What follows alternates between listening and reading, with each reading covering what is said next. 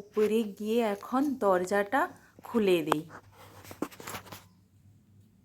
দরজাটা খুলে দেখো মনে হচ্ছে না 11টা সাড়ে 11টার মতো বেজে গেছে, কিন্তু না গো, এখন 9টা সাড়ে 9টার মতো বাজে। এই দেখো ছাদে চান করে এখন এলাম। রোজই এই রকমই দেরি হয়ে যায়, কারণ জানো তো রোজ সকালে আমার ছেলে স্কুলে যায়, ওর জন্যে টিফিন বানাতে হয়, আর মেয়ের জন্য বানাতে হয় না, ওকে স্কুলে টিফিন দেয়। তাই ওর জন্য টিফিন বানিয়ে ওকে রাস্তায় ছেড়ে দিয়ে আসি। কেন বলো তো, আমাদের না বাড়ির পাশ দিয়ে না গাড়ি যায় না, তাই ওই 5 মিনিট মতো লাগে, ওখানে গিয়ে ওকে গাড়িতে তুলে দিই, তুলে দিয়ে আবার ঘুরে আসি। এই করতে করতে মোটামুটি 10-15 মিনিট মতো সময় লেগে যায়। তারপর এসে শ্বশুরমশাইয়ের জন্য চা করি, উনি চা খেয়ে দোকানে যান। তারপর আবার আমার ধরো সকালের কাজ থাকি, বাসন ধোয়া, ধরো ঝাড় দেওয়া, এইগুলি করার পর তারপরে দেখো কাপড় কেচে তারপর স্নান করে ছাদে আসি। এই করতে করতে কোন দিক দিয়ে যে সাড়ে 9টা বেজে যায়, মানে তার বোঝাই যায় না। তার উপর আবার বর্ষাকাল, বর্ষাকাল মানে জানো তো যখন তখন বৃষ্টি হচ্ছে, এর ফলে কাজ করতে দেরিও হয়ে যায়। এই দেখো এত রোদ, তার মধ্যেও দেখো ঝিরঝির করে হয়তো এখন বৃষ্টি পড়ছে। নমস্কার, শুভ সকাল বন্ধুরা। আজ আবার একটা নতুন দিনের শুরুতে আমার চ্যানেলে আপনাদের সবাইকে স্বাগতম।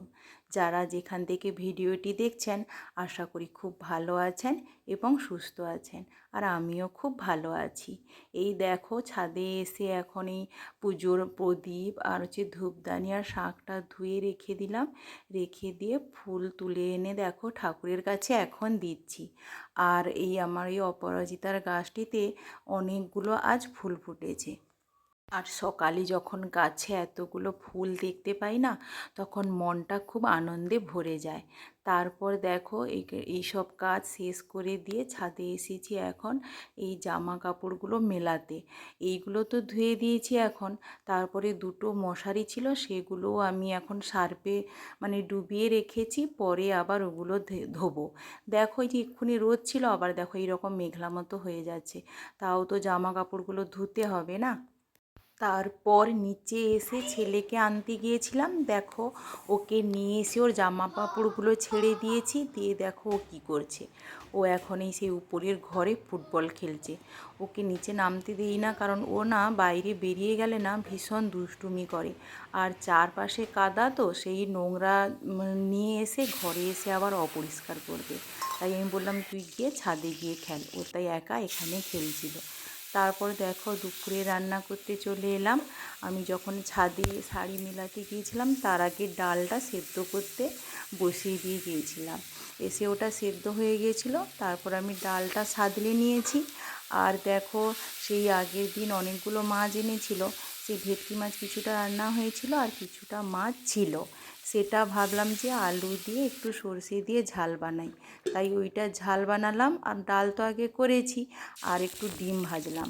প্রথমে দুটো ডিম ভেজেছি, একটা মানে ওগুলো লঙ্কা দেইনি, ওগুলো আমার ছেলে মেয়ে দুজনে খাবে। আর তারপরে দুটো ডিম একসঙ্গে ভেজেছি, ওটা হচ্ছে আমার শ্বশুর শাশুড়ি খাবে। আর আমি এখন ডিমটা খুব কম খাই, কেন জানো তো, আমার না যখন তখন অ্যালার্জি আছে, আর মানে গাটা চুলকানি মতো হয়, তাই আমি ডিমটা এখন খুব কম খাই।